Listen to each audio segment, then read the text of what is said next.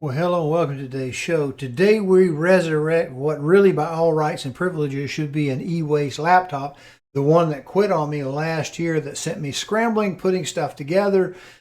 That one. We're working on that one. And I tell you why when we return after rolling the title.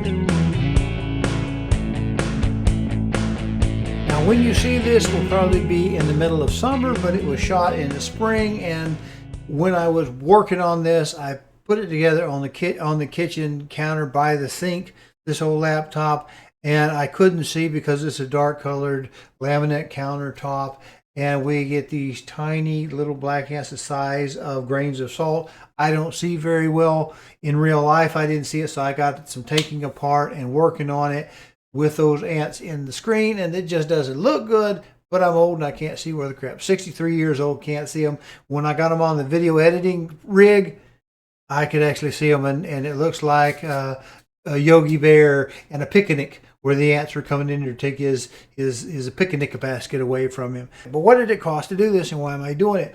Well, since we've already replaced the roaster's machine out of the parts we got out of last year.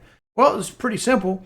I want to do some XTU, translating it to the BIOS on the B, show you how I do that kind of stuff.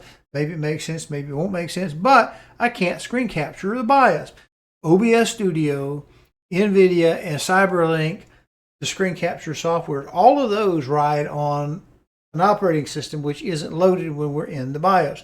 So how are we going to do it? Well, first thing, I'm going to need a splitter. We're going to take out of the computer on the monitor that's going to have the BIOS in it. We're going to run it to a splitter. We're going to run one side of the splitter to the monitor so I can see what I'm doing. We're going to take the other side of the monitor and run it into the dongle. It is a HDMI dongle to USB screen capture device on the laptop. I need a laptop for that. It wouldn't have to be a whole lot, and I can use it for other things such as backing up the roaster. Although the roaster, I run 2 drives in it. One periodically, it's about 8 years old. I copy about 4 times a year. I'll make a copy image off of the larger 240 gigabyte onto the old 120 gigabytes. We just bought a T-Force 3D Team Force Vulcan, they call it, 3D drive, $55 for the new SATA drive. I can't put anything in it. The machine's that old. The splitter, the HDMI splitter, cost me $11, and the DisplayPort cost me $44.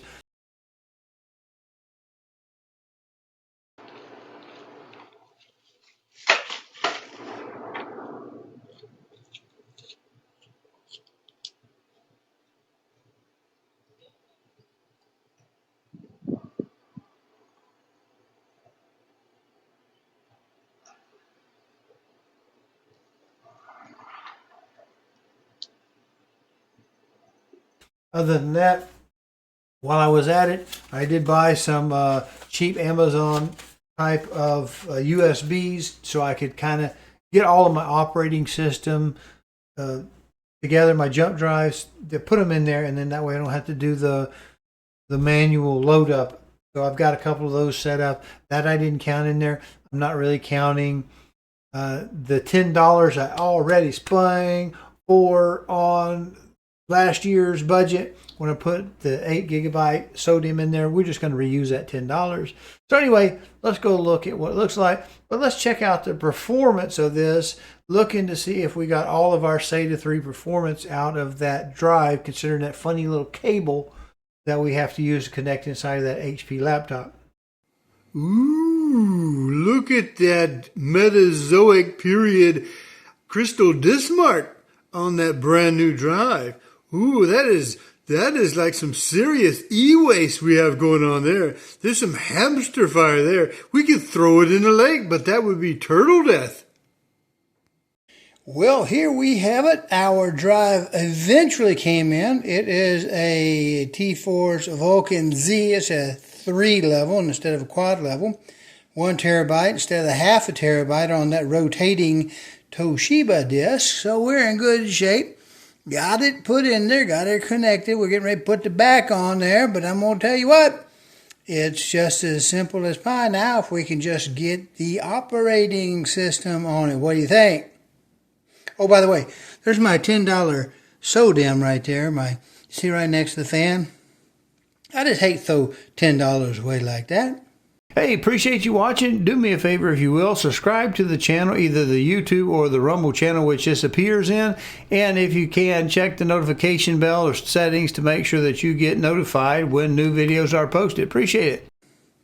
I just hate to throw $10 away like that. There we go. Copying Windows files 10%, and we'll check back when we're done. And if it will stay focused, we are getting there.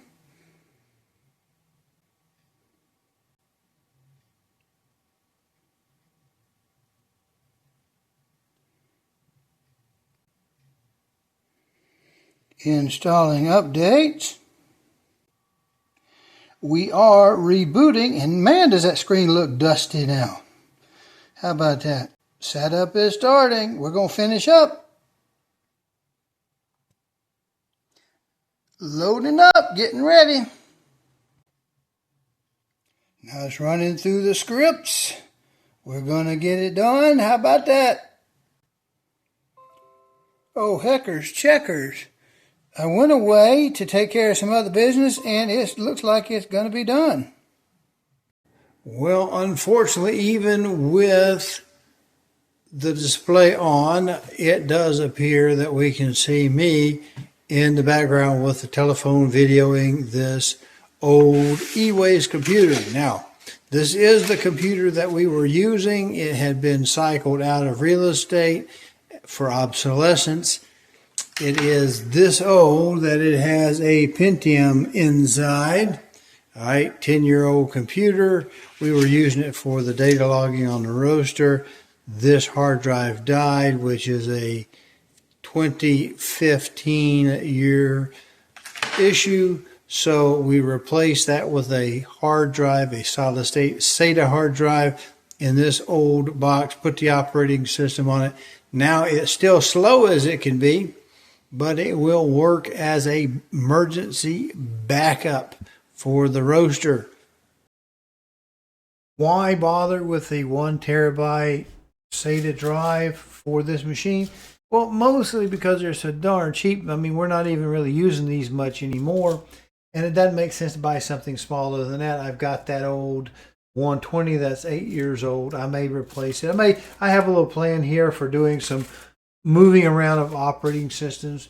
I also didn't put in the cost of getting a new license for the Windows 10 Professional, but that gives me a license for Windows 10 Professional, Windows 10 Home that I have here, Windows Professional, and of course the Linux Mint, the Ubuntu.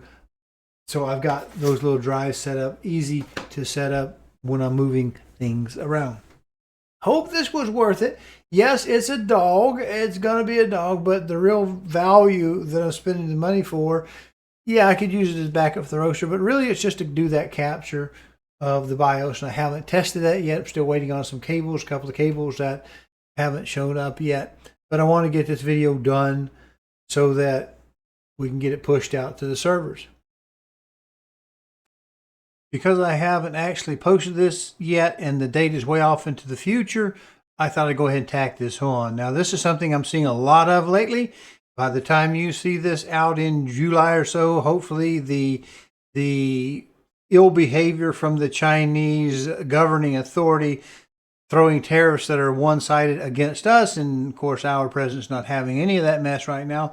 We're having something, but this is before that, before this really started. So here I have a cable that I ordered. Now, if there's one thing that irritates me about someone is if they tell me something I feel like they're telling me porkies, or they're just outright lying to me to trick me into doing something. I don't like that. I'm not saying that happened with this product that you see right in front of you, but as of today, I do see a revised date where they're just like 2-3 days out.